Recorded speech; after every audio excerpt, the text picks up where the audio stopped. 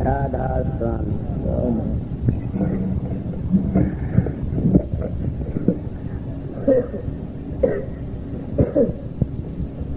राधा स्वामी दयाल की दया, राधा स्वामी राधा स्वामी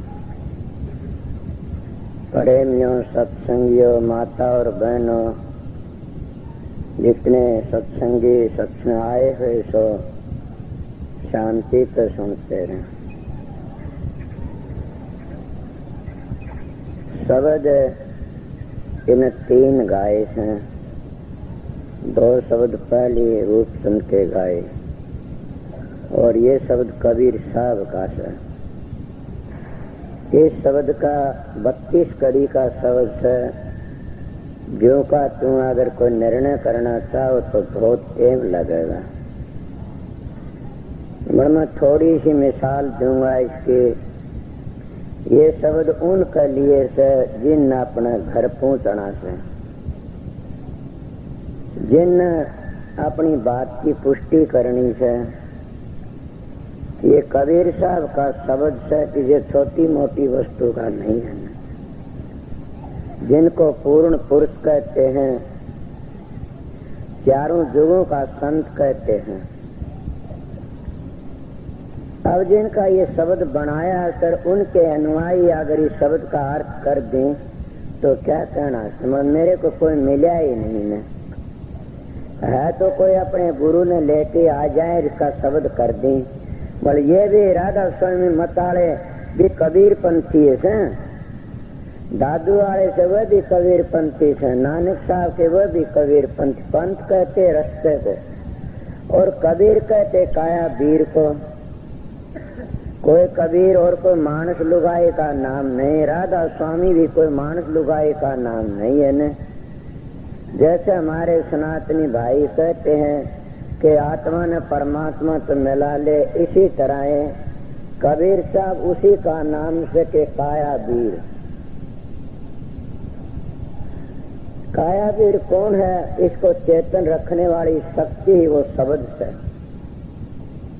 जिसने इसको समझ लिया तो उसने ज्यादा झगड़ों में पड़ने की जरूरत नहीं है न। कबीर साहब का शब्द हरेक हक्का से हरेक की मेज वाले मानते हैं। कोई भी होता है, कबीर ने जिन अपनी ग्रंथों में नास्तिक लिख दिया वह भी कबीर का हवाला देते हैं। उनका बड़ा लिख गया नास्तिक, मगर उन्हें कबीर का हवाला देना पड़ता है। क्यों? कबीर पूर्ण पुरुष थे, शब्द स्वरूपी थे। इसीलिए कई लोग कहते कबीर साहब ने सत्साहिब का रुका मारा। ये तो मौज होती है, जैसा बखत आता वैसा बोल देते हैं। कबीर साहब के वक्त में हिंदू और मुसलमान का एक काम था, पंडितों का और मौलवियों का काम था। दोनों का झगड़ा मिटने के लिए उन सत्साहिब का रुका दे दिया। आज वो लोग बूझे कोई क्या सत्साहिब क्यों तो बता नहीं सकते बेचारे। सत्साहिब बहुत ही लंबी चीज है। हिंदुओं का सत्य है, मुसलमानों का साहिब है। दोनों का झगड़ा मिटने के लिए और कबीर साहब ने लफ्ज बोला था। आप अगर इस बात को न मानते हो तो वक्त के परवान को तो मानोगे। कौन? हमारे देश को आजाद करने वाला महात्मा गांधी। उसने भी तो दो लफ्ज ऐसे बोले क्या अल्लाह ईश्वर तेरे नाम सबको सुमति दे भगवान। क्यों करे? ये एक करने के लिए कोई भी नाराज न होगा। इसीलिए एक शब्द में भी गाते हिंदू के तुम सतगुरु कहो, मुसलमान के पीर। आज मुझे दर्शन दियो जी कबीर। दर्शन देने किस तरह से? क्या कबीर साहब कहीं माँ का जल में था या कहीं कबीर साहब आए थे? वो कबीर साहब तुम्हारे अंदर बैठे ऐसा दर्शन तो तुमने करने से कौन कहता दर्शन दियो जी कबीर। यही एक बात समझण की थी कि बुद्धि कहती है। आप प्रश्न कर सकते बुद्धि किससे कहती है कि दर्शन दियो जी कबीर। बुद्धि कहती है दर्शन दियो जी कबीर अपने आप ही। और वो कबीर तुम्हारे अंदर बैठा से आप बुद्धि अलहदा होगी और कबीर अलहदा हो गया। आप एक बात को समझो कि 10 प्राण होते हैं, प्राण अपान दान उद्दान इडाड़ सी बोलते हैं, नाग धनंजय पुरम कर कलाई डाल 10 बाणी मेरे याद नहीं, मैं तो सुनी बताऊं सुन। ये 10 प्राण है, ये जीव आत्मा का अलेदास है। इसी तरह है कबीर अलेदास है, कबीर कबीर ही से। वो कबीर साहब की बाणी से जब तुम उस विचार को समझ जाते तो कबीर साहब ने खुद ने कह दिया, कबीर कबीर के करो शोधो अपना शरीर, पांचों इंद्री बस कर का नाम कबीर। अब ये चाहे दोहा गरीबदास का हो चाहे कबीर साहब का हो, मेरा भावार्थ तो यही है कि कबीर बनने का। कबीर कोई भी हो, एक भाई की चिट्ठी थी, कोई दिखा रहे कोई कार्ड का, उन्हें कहा मैं खुद कबीर हूँ, उसके साथियों ने पुजवान के लिए, और उन लिखा कि हम सारी दुनिया में घूमे और हमने अब कबीर मिल गया। सोचो हम खाली बैठे कबीर के बगैर, उन्हें कबीर मिल गया। सारी कह को आके ने फिर क्या कहते हैं कि 4-5 बच्चे भी हैं इसके, मैं फिर तो पूरा कबीर से। सोचो कबीर साहब तो माता लोई को भी माता कहा करते थे, वह उनकी सत्संगन थी। रामकृष्ण परमहंस अपनी धर्मपत्नी को माता कहा करते थे। एक दिन की बात है, वो माता जी कहने लगे महाराज परमहंस ने कि मैं कैसी लगती हूँ आपने? वो कहने लगा मैंने ऐसी ले जो काल का दे दी, बोला धन हो तेरे को। महाराज स्वामी जी महाराज जो आगरा का शिवदाल सिंह नाम था, उनकी धर्मपत्नी नारायणी देवी महाराज स्वामी जी को पिताजी कह के बोला कि वो बेटी कहा करते थे। ए सत्संगियों सोचो मैं क्या कह रहा हूँ, मैं उन गुरु सतगुरुओं की बात कहता हूँ जो जीवों को लेने के लिए आते हैं और तुमने जगह करके न कबीर बनाने की कोशिश करते हैं। कबीर समझ गए, ये तो शब्द गाया, ये तो इसलिए बताया था कबीर साहब ने, तो कोई ये ने कह दे कबीर साहब ने वर्णन नहीं करा ने और पता नहीं था ने, ये 18 चक्रों का वर्णन कर गया और इन 18 चक्रों का वर्णन कर दिया और बात भी कर दी, मगर उससे कोई भाई तो इसका वर्णन कर ही नहीं सकते, नो भी नहीं बता सकते ने कौन सा शब्द किस जगह पर गूंज रहा है। इसीलिए सतगुरु खोजो ये प्यारी, जग में दुर्लभ रतन यही कि सतगुरु खोजो। अब सतगुरु किसको कहते, फिर भी मैं बावड़ की बातें कहता हूँ कि जो गुरुवाई पर आ जाते हैं वो अपनी धर्म पत्नी सब इसके बेटी बराबर होती है। मेरी बात अगर बुरी लगती हो तो तसल्ली करना, अगर न तुझे विश्वास हो तो महात्मा की वाणी को पढ़ लेना। इसलिए कबीर साहब का दो हम पहले कह गया, वो इसी बात पर जोर लगाता है कबीर साहब। और कबीर साहब ने ये भी कहा है कि नारी की झाई पड़े अंधा होए भुजंग, तिनकी कौन गति न करे नारी के संग। सोचे दोहा कबीर का, कबीर साहब को मानने वाले हो, तुम उस कबीर की वाणी को नहीं समझे, तुम तो उल्ट काम करते हो, तो फिर तुम कबीर का ना लेना चाहते हो, लाने से उनको कबीर के नजदीक भी नहीं होने। कबीर साहब ने कहे कहीं से छोटी बड़ी कामनी सभी बिस्की बेल, बैरी मारे ताव सर्वे मारा हस्तेल। मैं स्त्री जाति की निंदा नहीं करता, ये मेरी माता बहन है, ये नाम लेने योग है, इनमें बड़े बड़े गुण हैं। इंसान में इतने गुण नहीं है, इनमें इतने गुण हैं। इनमें दो चीजों की कमी है, अगर दो चीज जिस स्त्री में नहीं है वह तो लक्ष्मी है, देवी है। वो कौन से? दोहरी और जारी। ये दो ऐप बिगाड़ देते, जिसमें ये नहीं हुआ तो माता अनसुईया से, वह माता सीता से, इन दो ऐपों तो गिर जाती हैं। बस इंसान में भी यही ऐप होते हैं कि नशेर दिखे, जब नशो तो बच जाए, विशो तो बच जाए, कौन सी कसर रह जाती है। वाले माताएं में इतनी वह अपने मुर्दे पतियों को जिंदा कर लेती हैं। इंसान की कोई भी ऐसी बातें नहीं आई जिन्हें अपनी मुर्दा स्त्री जिंदी करी हो आज तक। इनमें बड़ा भारी तप है। फिर भी मैं जो बातें कहता हूँ महात्मा की रहनी की बातें करता हूँ कबीर साहब की, कि कबीर साहब रहनी बताते हैं किन के लिए, जिन अपने घर जाना, जिन अपना जीवन पवित्र करना, उनकी रहनी बताते हैं। सत्संगियों, कबीर साहब कहता है कि मैं जो रचना बताई है पिंड की रचना, ये तो प्रतिबिंब है। इस तरह का प्रतिबिंब ये भी बताऊं जैसे सूर्य आकाश में है, और सूर्य का प्रतिबिंब घड़े पर पड़ता है और घड़े का प्रतिबिंब दीवार पर पड़ता है। तो अब तुमने सीधे लफ्जा में बताऊं तो कोई भाई खिज भी जाएगा, पर सच्ची कैंडी खजे तो खजन दो, हलवा खांदी जीव घसे तो घसण दो, और राम बद्दी लोग हंसे तो हंसण दो।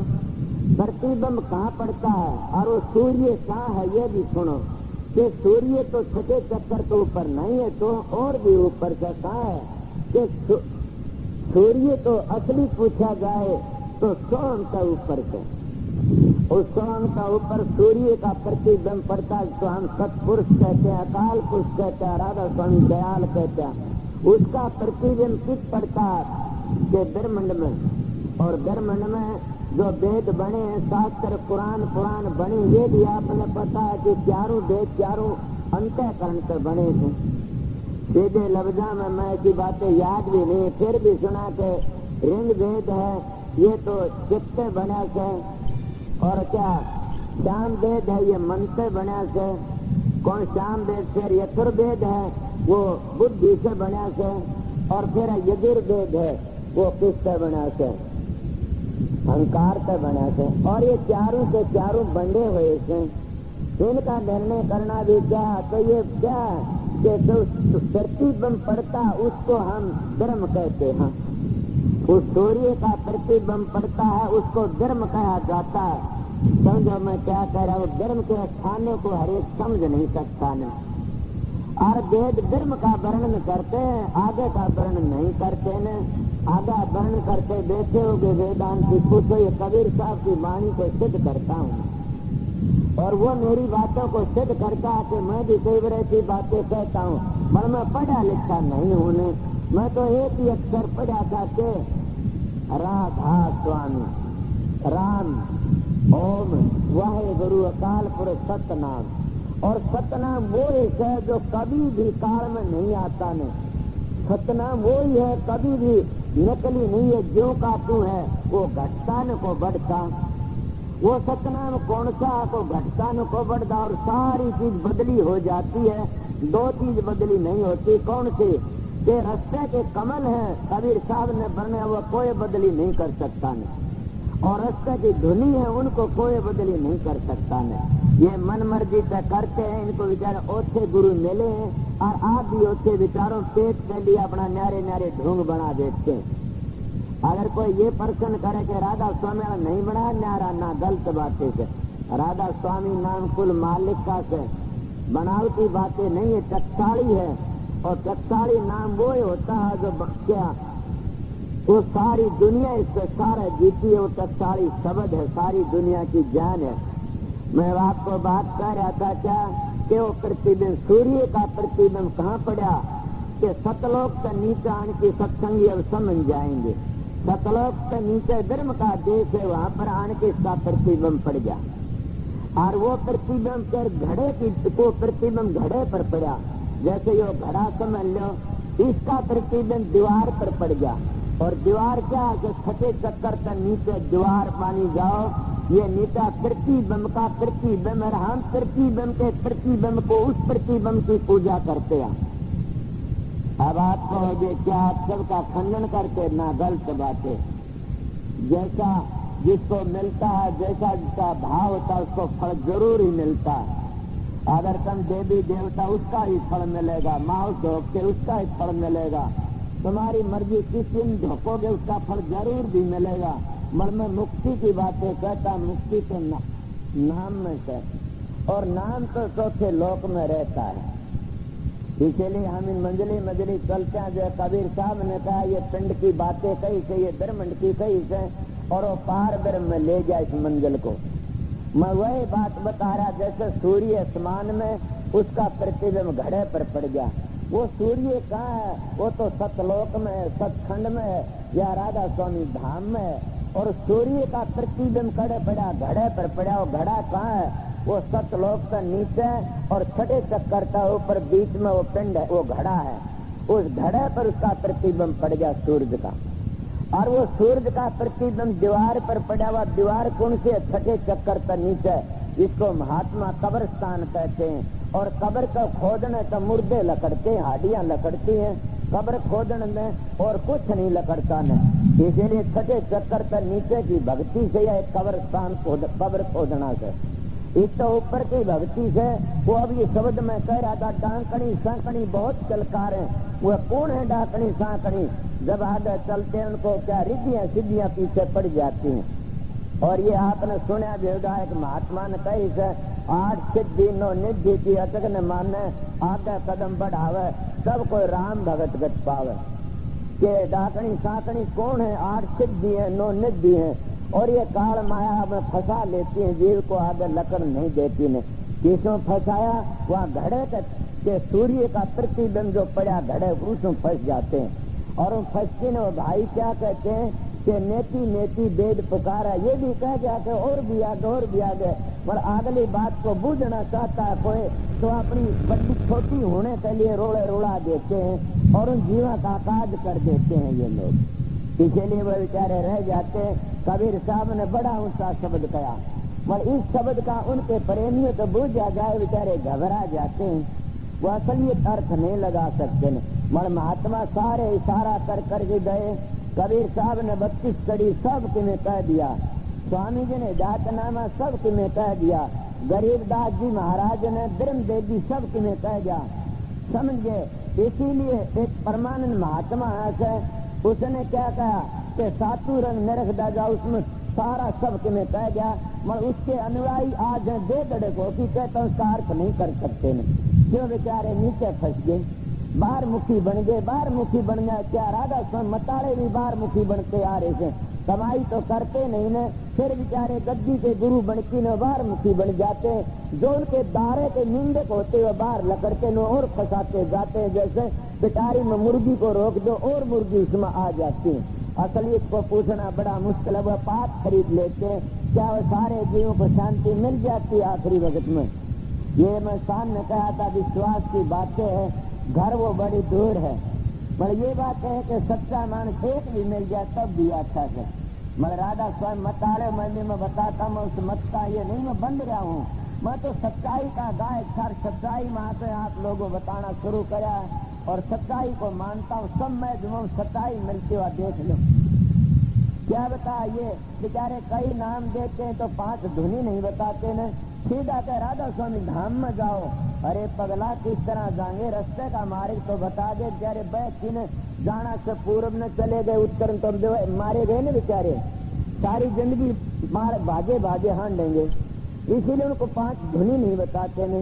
जब 5 धुनियों का वर्णन करने वाले थे वो सतलोक का आगे नहीं बताते ने कि आगे क्या है गहराई। अरे तो गहराई का भी तो पता देना से, कितनी गहराई से, उस गहराई ने नहीं बताओ क्या करोगे? कबीर साहब ने तो खुल्लम खुल्ले कह दिया, गहराई का कितना लंबा वर्णन करा। आप बताइए, अगर उस गहराई को नहीं याद कराएंगे तो सत्संगी बैठ जाएंगे क्या रह जाएंगे? इसलिए मैं कबीर साहब की वाणी को बड़ी इज्जत करता हूँ। ए दाता, कबीर साहब कबीर ही थे, बिल्कुल ही वो पूर्ण पुरुष थे। इस शब्द लेके अगर कोई चलता है उसका जीवन सफल बन जाता है। मगर हरेक का बच्चा नहीं है न, हरेक कोई शब्द की निंदा भी करेगा। एक छोड़ सत्संग हो रहा था, जैतन में बैठा उनके गांव में काम चले गए, उन्हें शब्द गाया, आंखों के हंस देख सुंदर रूप निहारू, आंखन मुंडू कान रुंदू, काया कष्ट धारू, खुले आंखी हंस देखू सुंदर रूप निहारू।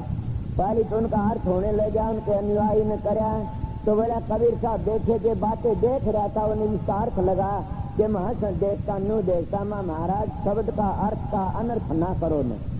उनका और क्या है ना, ये नहीं है, एक और भी कड़ी आवश्यक कि शब्द निरंतर मनवारा क्या मलिन वासना चाहिए, कि जिसका मन जब शब्द निरंतर मनवारा क्या मलिन वासना चाहिए।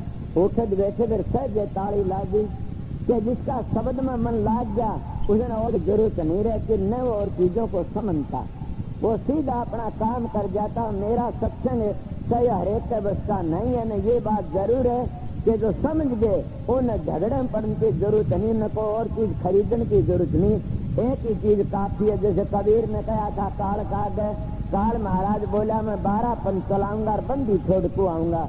कबीर साहब बोला मेरा एक ही शब्द काफी है। समझ गए? इसीलिए मैं अपनी बातें बताता हूँ, एक ही शब्द काफी है, एक ही सारा काफी है अधिकारी के लिए। तो कबीर साहब की बातें इसके ऊपर में थोड़ी बातें आपने कही थी कि कबीर साहब ने बड़ा ऊंचा शब्द का सारे का निर्णय फिर क्या कहूँ। मतलब ये सोचो कबीर साहब ने कहा मांस मध्य में ये बिच्छा चलदार हो इधाड़ता है कि मांसा पे शराबा पे कबाबा पे बचो, ये सारे दिशे इनको मिठा चल डालो। अब पहले ये ठिकाने की कोशिश करी, मैं सामने भी यही बातें बताता। मगर जिन में जिनके गुरु शराब पीते मांस खाते हैं तो कबीर साहब की बात कहाँ मानी उनने, फिर वो त्यार देंगे आप लोगों को। तो मैं क्या कहता हूँ, हमारे शास्त्र भी ये कहते हैं वो खुद भी राक्षस है तो दूसरे क्या त्यारेंगे। पहले यही चीज छोड़नी पड़ती, शराब मांस अंडे घटिया और कर्म भी काफी ये छोड़ने पड़ते हैं। जब ये नहीं छोड़ सके तो हम भक्ति किस तरह कराएंगे। मैं जो देखता हूँ कि इनके सेवन करते काफी लोगों लुकी करता करता और फिर सच्चे मानसों में क्या वो ताने मार दिए क्या जाने, हम जानते रहे भले मानसों तुम्हारे जैसे घटिया आकर के नशों कुत्ते बन की तुम उनको भी डूब देते, आप भी डूब जाते। मेरी बात को अपनी सच्चाई का अपने साथ जल करके बोलो, मैं गलत बोलता हूँ तो कि सच्चाई यही है कि हमारा धर्म से न कोई जो सनातन धर्म सबसे बड़ा है। सनातन धर्म को कबीर मानता था, सनातन धर्म को स्वामी जी मानता था और सनातन धर्म उसी को कहते कि पहली वस्तु बनी। और सबसे पहली वस्तु क्या बनी, शब्द बना था। शब्द गुप्त ग्रह अनाम शब्द प्रगट जब धरिया नाम, शब्द था और शब्द ही शब्द बन करके न और उस शब्द की पूजा करता जो ध्यान करता अपने घर चला जाता, ये सनातन धर्म है। मतलब वही उसकी सेवना करता, वह उसका साधन करता है जो नशों से बचा है।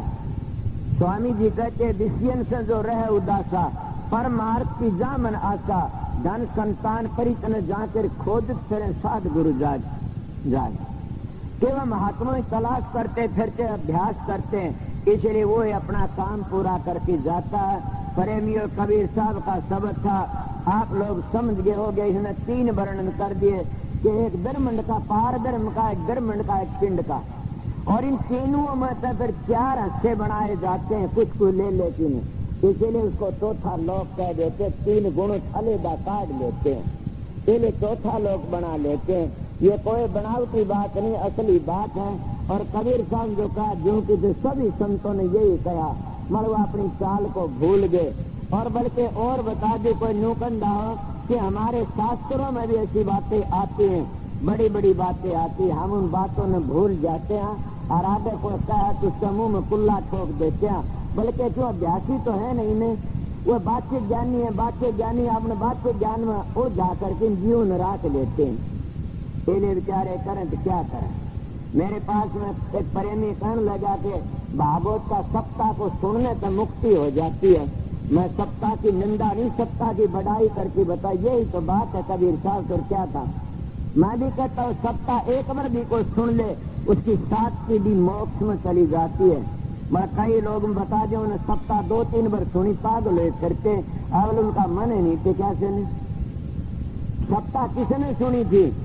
कल मैं शाम ने बताया था ना कि रतिराम भाई ने उस भाई को प्रकाश दिखा दिया बिठा करके ने, मगर आज नहीं दिखाता ने, वो जो उस पर वो लड़का भी नहीं देख सकता ने।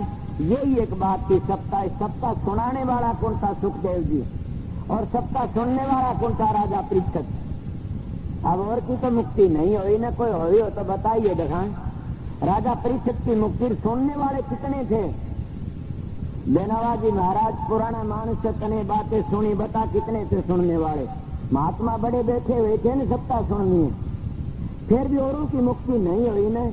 उस राजा परीक्षित की क्यों है कि राजा परीक्षित का जल में भय था कि फलाना दिन तेरी मौत आगी से, और उसको वृद्ध त्यागी बन गया था। वो ही मानस आज भी राजा परीक्षित से जो 2 चीजों ने याद करता कि मौत को देखता आई, मौत को याद रखता, वो कभी भी धोखा नहीं खागा नहीं। और ये सोचता मैं जो कर्म करता हूं उसको मालिक देखता है और मौत से आने कहीं सुना नहीं। जाऊं जाऊं क्या इस तरह कहते, सोऊं सोऊं क्या करे, सोई आवे नींद, काल सराने न्यूखड़ा तोरण ऊपर बींद। जो इस तरह को समझता है वो राजा परीक्षित की तरह अपनी सत्ता को पूरी कर जाता है। अपनी सत्ता को पूरी, कौन सी सत्ता? वह सत्ता सतलोक में जाके पूरी होती है। सत्संगी समझो राजा कि मैं कबीर साहब की बाणी लेके सत्ता बताई से, वह सतलोक में पूरी होती है, 7 मंजिलों को तय करके जाके तब जा करके हम उस घर में पहुंच जाते हैं। और वो क्या होता है, फिर हम उस काल में हाथ लकड़ जाते हैं और फिर उसकी मुक्ति हो जाती है। इससे नीचे मुक्ति नहीं है। मगर क्या हम सारी जिंदगी पढ़ते रहा। नानक साहब ने तो इस तरह लेके आया कि तू जितनी सारी उम्र पढ़िए, सारे दिन पढ़िए, सांस में पढ़िए, और पढ़ने से कुछ नहीं होता। पढ़ना नहीं, उसके ऊपर अमल करने तो होगा। अमल करे सो पावे, अब्दू अमल करे सो पावे, और बिना अमल के दर दर के धक्के खावे। तो इसलिए राजा परीक्षित जैसा बनो और सुखदेव जैसा सुनाने वाला मिल जाए तो सारा जीवन सुधर जाएगा। सुनने वाला भी सच्चा और सुनाने वाला भी सच्चा हो। इनका नाम गुरु भी दुर्लभ, चेला भी दुर्लभ। बड़े भाग से मेल मिलाई, ये बड़े भाग से मेल मिलता है। आप लोग समझोगे बात। तो प्रेमियों, सत्संगियों में थोड़ी बातें आपको बताई थी। अब मेरे जल में का सब सुना दूंगा, छुट्टी कर दूंगा। तो अगर ये बात पर किसी ख्याल है तो बोल लेना मेरे को, मैं यहाँ हूँ को बार।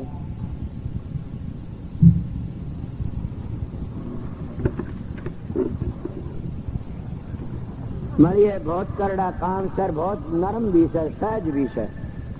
सहज कब है? जब हम उस काम में लग जाते हैं और सहज समझते हैं। करड़ा कब है? जब हम सोचते हैं मुश्किल से। मुश्किल कोई चीज नहीं। मुश्किल तो तुम छोटी छोटी चीजों ने जिद्दे कर बैठते संसार क्या ने, तो मालिक का काम जमाए मुश्किल को नहीं अगर को करना चाहो।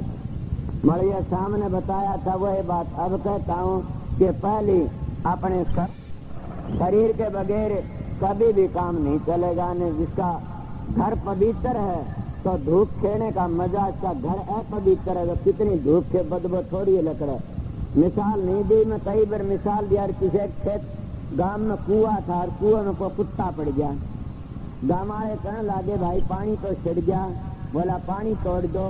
पानी तोड़ दिया, फिर भी काटने पानी बदबू आई। बोला फिर तोड़ दो, फिर पानी तोड़ दिया, फिर 3-4 बार पानी तोड़ लिया, बदबू को नहीं गई। तो महात्मा आ जाओ, कहने लगा क्या बात है? बोला जी तो सारे मर गए पानी सड़े से।